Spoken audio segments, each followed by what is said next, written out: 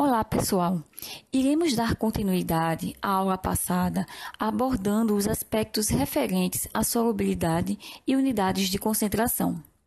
Com base nisso, veremos o mecanismo de dissolução em soluções de líquidos em líquidos, sólidos em líquidos, os fatores que afetam a solubilidade, o significado de soluções saturada, insaturada e supersaturada, e, por fim, focaremos em unidades de concentração.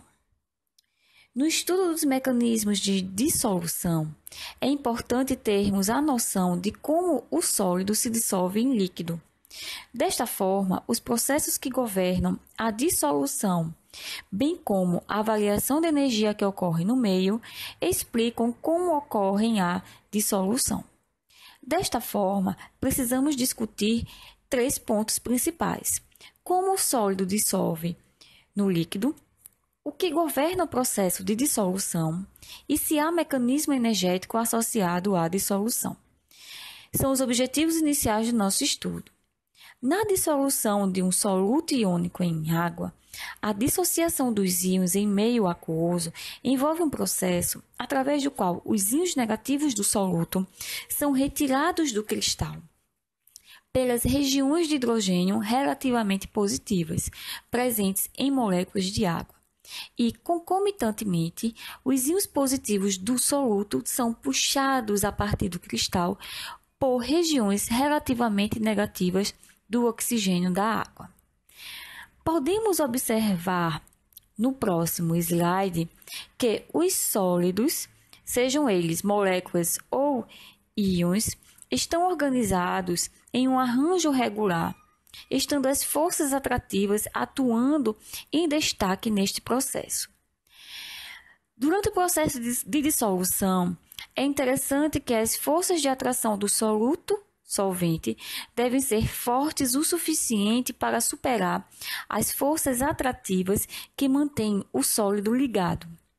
Nos cristais moleculares, estas forças atrativas são relativamente fracas, sendo do tipo dipolo-dipolo ou dilondo, e são facilmente separadas. Por exemplo, para o composto como iodeto de potássio, ao dissolvê-lo em água, há a necessidade de remoção dos íons potássio e iodeto do sólido, e a colocação destes em um ambiente onde estão cercados por moléculas de água. Se avaliarmos as duas etapas em separado, onde a primeira envolve a separação dos íons, de modo que sejam infinitamente afastados, e a segunda consiste em pegar os íons, e sendo esses íons agora isolados e colocá-los na água, eles ficarão cercados por moléculas do solvente. Assim, o processo requer fornecimento de energia, ou seja, é dito endotérmico. Lembrem-se de que a quantidade de energia necessária para romper o sólido e obter partículas isoladas é chamada energia de rede. Substâncias iônicas, em virtude das forças eletrostáticas muito intensas entre os íons de cargas opostas, têm energias de rede muito grandes. Sólidos moleculares, por sua vez, têm pequenas energias de rede, em virtude de suas forças atrativas intermoleculares serem relativamente fracas. Na segunda etapa do processo de dissolução, imaginemos que colocamos os íons potássio e iodeto na água, onde se tornam hidratados. Como foi descrito anteriormente, um íon em água está cercado por uma rede de moléculas de água orientadas. Portanto, um íon hidratado sofre uma atração efetiva pelos dipolos do solvente. E, em virtude desta atração, uma quantidade de energia conhecida como energia de hidratação é liberada quando um íon é colocado em água. O calor de dissolução, por sua vez, corresponde à troca de energia global que ocorre e é igual à diferença entre a quantidade de energia fornecida durante a primeira etapa e a quantidade de energia liberada durante a segunda. Se a energia da rede é maior que a energia de hidratação, há um fornecimento líquido de energia quando a substância se dissolve, sendo o processo endotérmico. Isto acontece com o iodeto de potássio. Inversamente, quando a energia de hidratação excede a energia da rede, situação que ocorre com o cloreto de lítio, é liberada mais energia quando os íons se tornam hidratados do que é necessária para desfazer a rede iônica, observando-se assim uma troca dita exotérmica quando o sólido se dissolve. Nos processos de dissolução de líquidos em líquidos, a premissa básica é a natureza química das substâncias envolvidas durante o processo de solubilização, de modo que semelhante dissolve semelhante. Assim, polar dissolve em substâncias polares e apolar em solventes apolares. Neste exemplo, temos a visualização da solubilidade de metanol em água. No processo de dissolução, temos variação de energia durante todo o processo de dissolução. Assim, devemos considerar a termodinâmica da dissolução. Dentro deste contexto, são destacados 3 pontos. O primeiro é o processo de dissolução, o segundo, a entropia e terceiro, a entalpia do processo.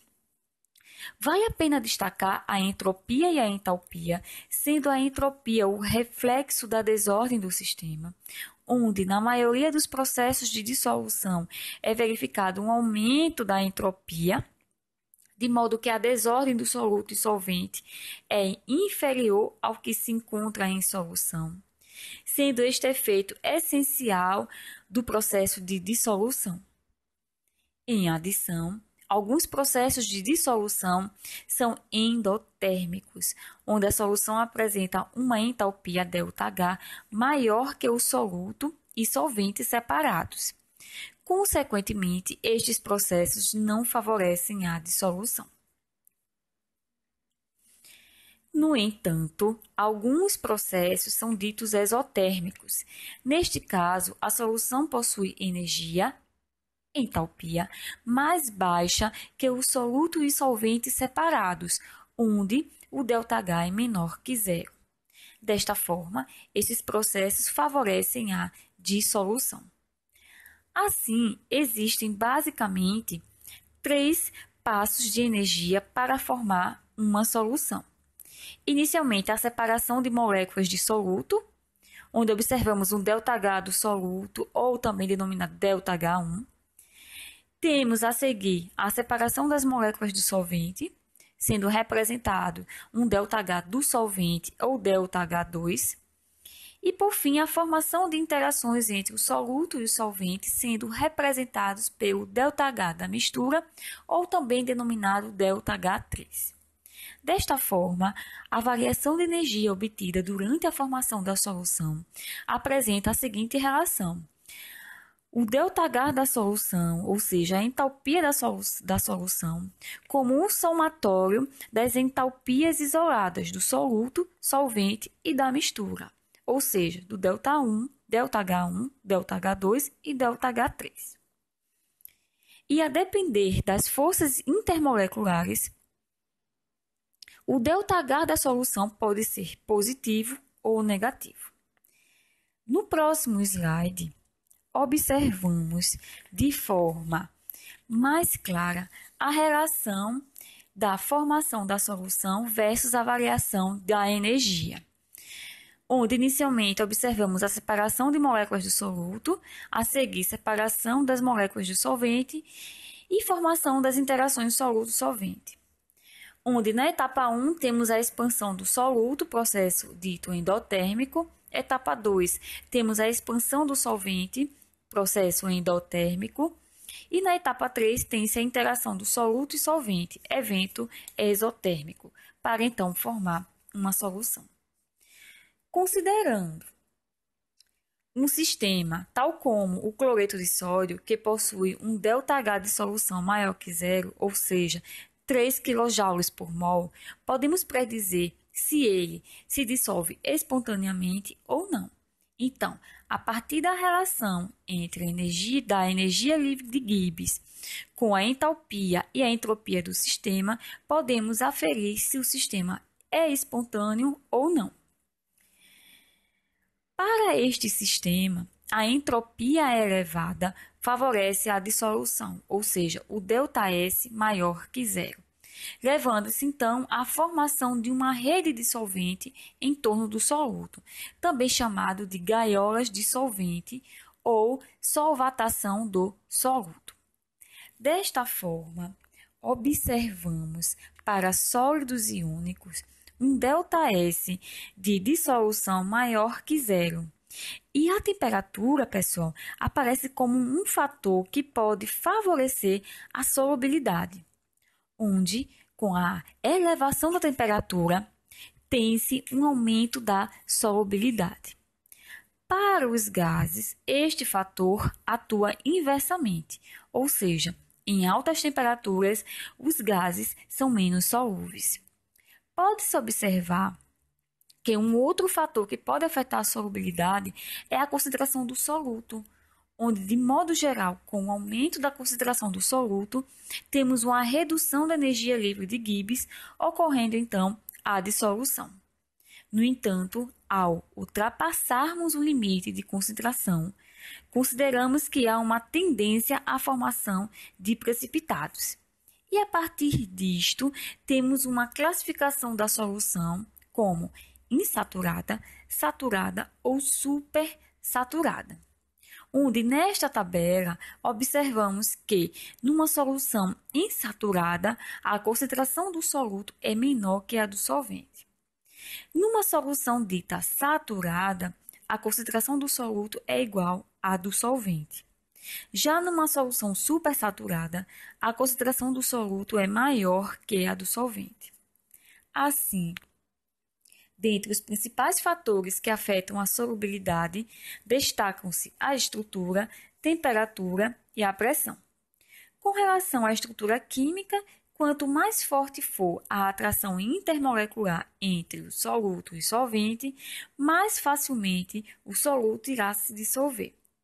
Como exemplo, temos o etanol em água. As principais forças intermoleculares são as ligações de hidrogênio, interações do tipo dipolo-dipolo e dispersão de Van der Waals que se estabelecem entre esse soluto e solvente.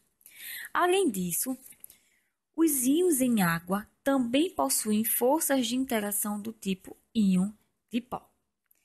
Consequentemente, quanto maior o número de grupos polares, como a hidroxila, dentro de uma molécula, maior será sua solubilidade em água.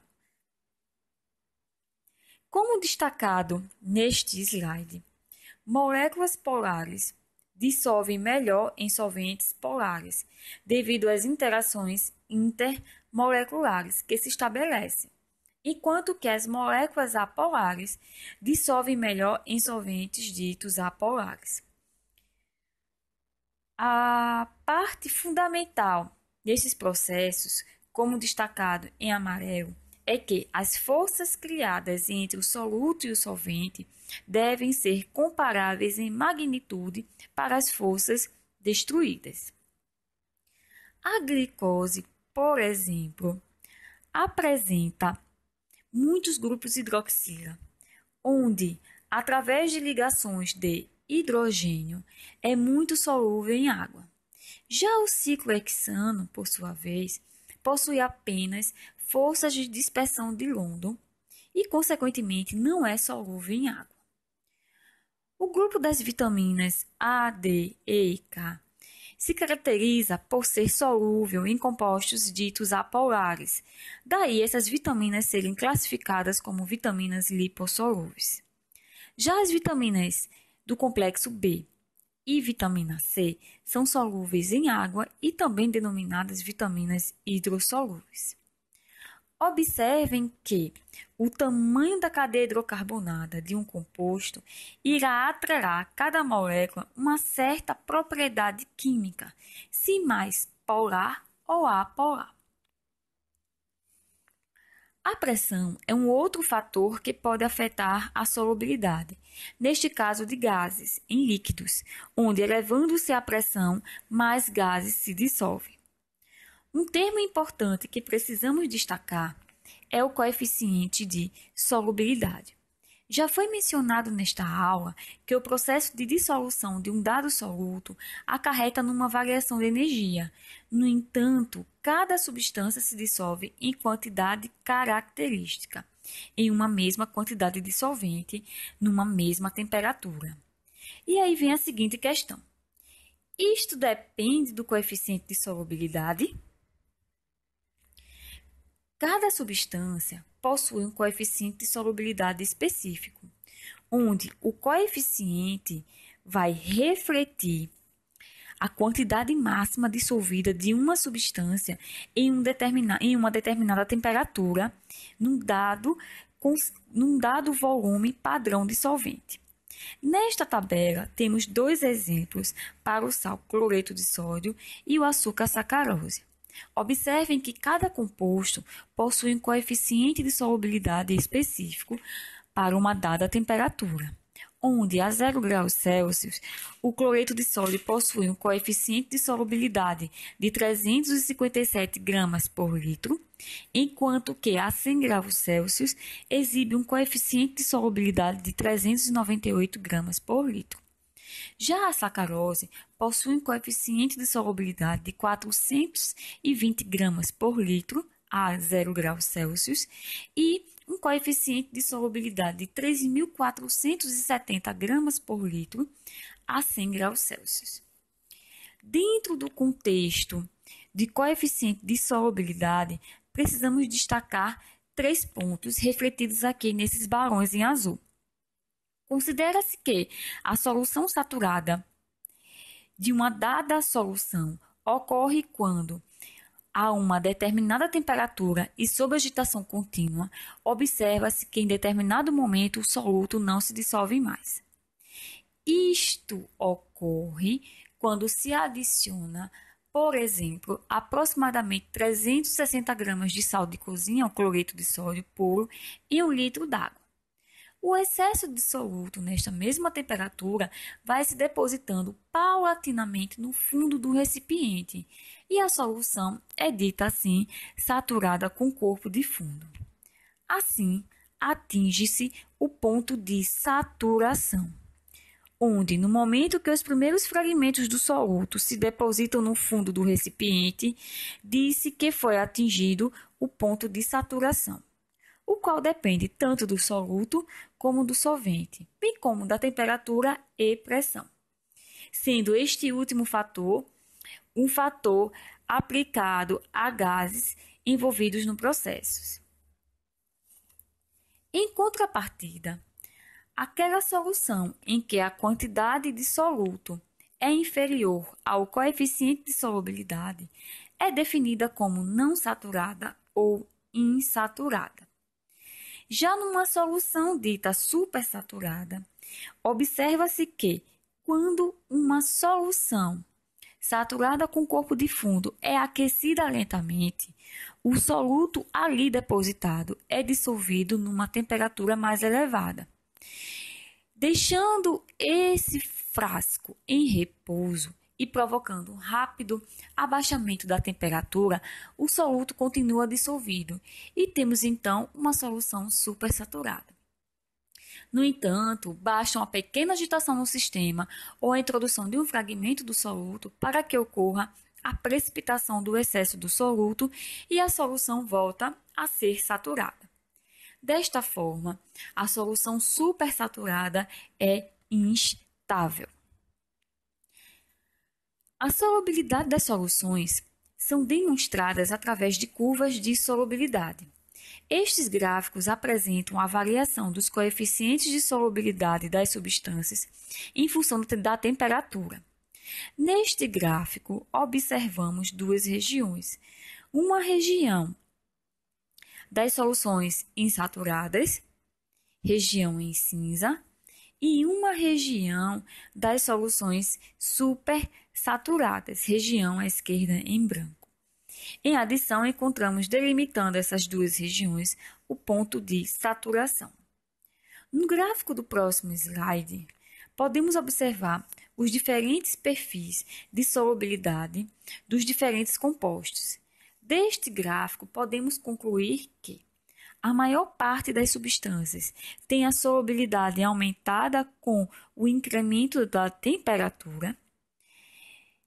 Vale a pena destacar que o coeficiente de solubilidade do nitrato de potássio varia muito com a temperatura, enquanto que o coeficiente de solubilidade do cloreto de sódio permanece praticamente inalterado.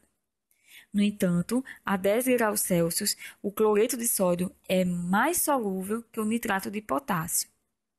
Porém, a 60 graus Celsius, observem que ocorre o inverso.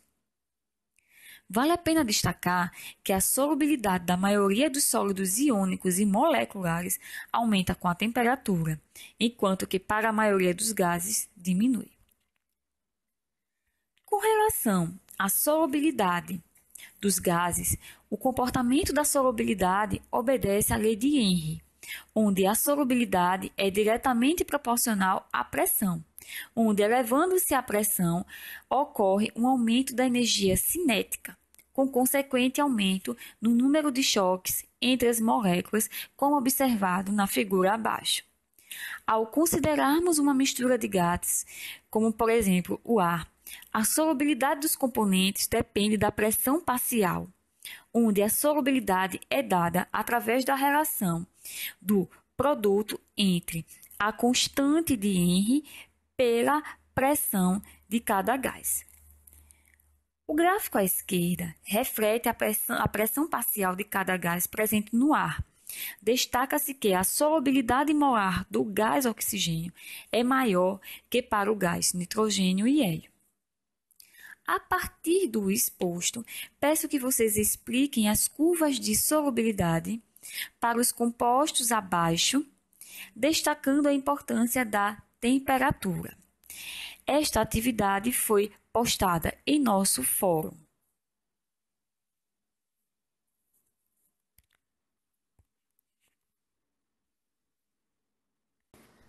A concentração de uma solução deve ser expressa em unidades quantitativas. Essas unidades quantitativas são chamadas de unidades de concentração, sendo medidas quantitativas da afinidade do soluto que se dissolve. Pode-se destacar que a quantidade relativa de uma substância é conhecida como concentração e é expressa em diferentes unidades. Como unidades de concentração, encontramos a concentração molar, também chamada molaridade. A concentração molar expressa a razão entre o número de mols do soluto e o volume em litros da solução. Já a molaridade corresponde ao número de mols do soluto dissolvidos por quilograma de solvente. A fração molar, por sua vez, de um componente em solução é a razão do número de mols pelo número total de mols de todos os componentes do sistema.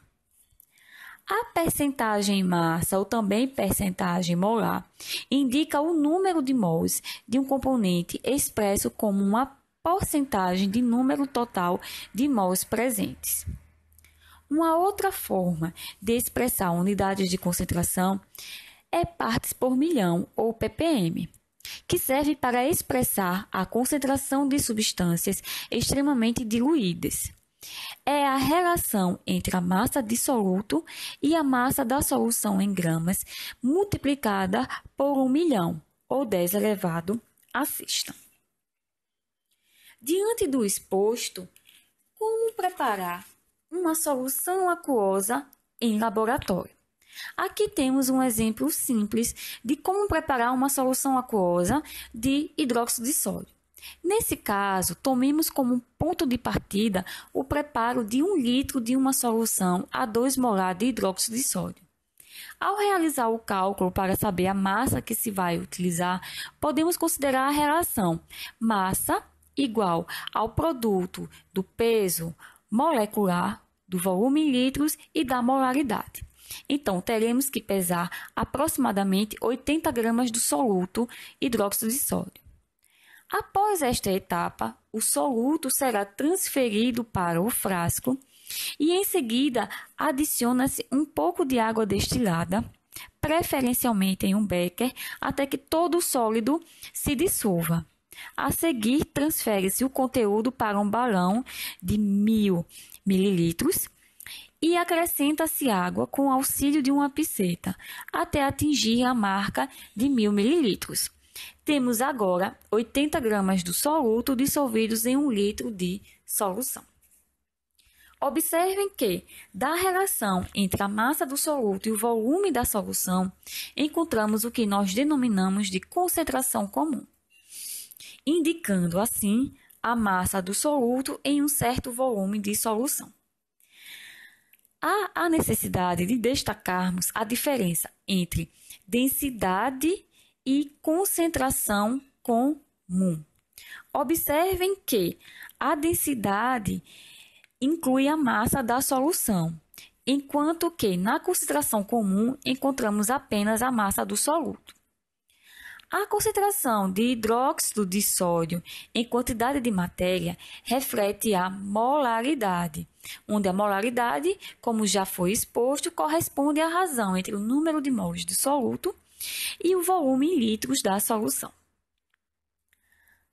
A percentagem em massa e em volume é uma outra forma de expressar a concentração de uma solução. Desta forma, quando o título em massa é expresso em percentagem, temos a percentagem em massa do soluto na solução. Então, da relação massa do soluto em função da massa da solução, como por exemplo, 10 gramas em relação a 100 gramas de solução, 5 gramas do soluto por 50 gramas de solução, 2 gramas de soluto por 20 gramas de solução. Tudo isso está indicando uma percentagem em massa de cerca de 10%. A percentagem em volume reflete a relação entre o título em volume do soluto em função do volume da solução. Por exemplo, nesta imagem, observamos 96% volume de álcool etílico. Já no próximo slide, observamos uma outra unidade de concentração destacada, partes por milhão ppm, que é uma unidade muito conveniente para expressar a concentração de substâncias extremamente diluídas. Esta é uma relação entre a massa do soluto e a massa da solução em gramas, multiplicada por 1 milhão. Tomemos estes exemplos. Uma solução a 0,05 ppm, partes por milhão em massa, e uma a 30 partes por milhão ou 30 ppm em volume. No primeiro caso, temos a razão entre a massa do soluto e a massa da solução, onde 0,05 gramas de massa do soluto e 1 milhão de gramas de massa da solução estão correlacionados. Convertendo a percentagem, temos o que nós representamos como 0,00005% da solução. No segundo caso, de 30 partes por milhão, temos 30 litros de solvente, do volume do soluto, e 1 milhão de litros de volume de solução, tendo-se um percentual de cerca de 0,003%. Quando nos referimos à adição de um solvente a uma solução, nos referimos à diluição de soluções. Neste exemplo, temos a solubilização inicial de um pó em água, formando-se uma solução inicialmente concentrada, e a seguir, ao adicionarmos mais água, temos a diluição, deixando o sistema menos concentrado ou mais diluído. Em fármacos injetáveis, utiliza-se água para injeção, com o objetivo de reconstituir fármacos liofilizados e serem administrados após a rediluição em soluções isotônicas. A nível macroscópico, temos o exemplo da diluição da solução de dicromato de potássio, onde da solução aquosa de dicromato de potássio de concentração 2 molar ou 2 mols por litro, é retirada uma alíquota de 5 mililitros, com o auxílio de uma pipeta volumétrica ou até mesmo por meio de uma pipeta automática. Essa alíquota de 5 ml é transferida para um balão volumétrico de capacidade de 50 mililitros. A seguir, completa-se com água destilada até atingir a marca de 50 ml existente no gargalo do balão. A solução ficará diluída em 10 vezes com a concentração final de 0,2 molar. Numa visão microscópica, a solução concentrada de cloreto de cobre é diluída pela adição do solvente, resultando numa nova solução, com o mesmo número de íons cobre e cloreto no dado volume maior de solução. Considerando o exemplo passado da solução de dicromato de potássio, temos o cálculo que envolve o processo de diluição, onde podemos considerar a relação molaridade inicial pelo volume inicial e molaridade final pelo volume final. Sendo a concentração inicial igual a 2 molar, o volume inicial igual a 5 mililitros, ou 0,005 litros, e volume final igual a 50 mililitros, ou 0,05 litros. Então, a molaridade final no processo é de 0,2 mols por litro, ou 0,2 molar. Através de uma titulação, podemos determinar a concentração de uma solução a partir da quantidade e concentração de uma solução conhecida. Então, para a titulação ácido-base, por exemplo, envolvendo o ácido clorídrico e hidróxido de sódio, temos a adição paulatina de ácido clorídrico até que se obtenha um ponto de equivalência, onde toda a base é neutralizada pelo ácido ou vice-versa. Observando-se a viragem do róseo para incolor, baseando-se no indicador fenolftaleína presente na solução. Para saber quanto de base reagiu no processo, precisamos considerar a quantidade de ácido que reagiu, sendo o número de mols de ácido igual ao produto da molaridade do ácido pelo volume do ácido, e o número de mols da base como produto da molaridade da base pelo volume da base. Fazendo a relação estequiométrica e substituindo os valores, temos que 0,75 mols por litro de base reagiu na titulação. Desta forma, pessoal, podemos compactar rapidamente as principais informações obtidas nesta aula. Observem que nós vimos informações sobre soluções, os aspectos importantes que norteiam a solubilidade e as principais medidas de concentração. Nesta aula, a mistura homogênea teve destaque como as soluções aquosas e como principais componentes deste sistema temos o soluto e o solvente compondo uma solução. Pode-se expressar quantitativamente uma solução por meio da concentração comum, da densidade, molaridade, partes por milhão e percentagem, não devendo se esquecer que a normalidade e molaridade também são medidas de concentração. Desta forma, pessoal, continuem o estudo deste conteúdo com o apoio da apostila ou bibliografia especializada e participem do Fórum de Atividades para acompanhamento do desempenho no módulo. Obrigada e até a próxima aula.